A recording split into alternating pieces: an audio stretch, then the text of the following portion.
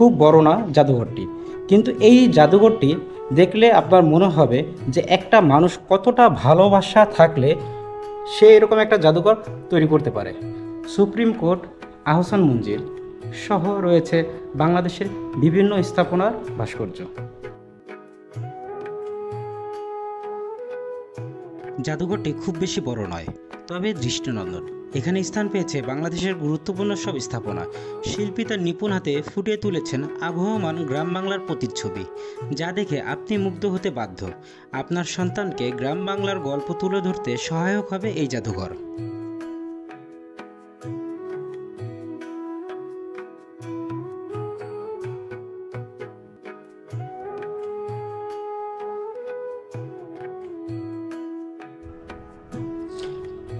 জাদুঘরটি খুব বেশি বড় না, সামান্য কিছু ভাস্কর্য রয়েছে এখানে, কিন্তু যেই কয়টা ভাস্কর্য এখানে রয়েছে আপনাদের ভালো লাগবে।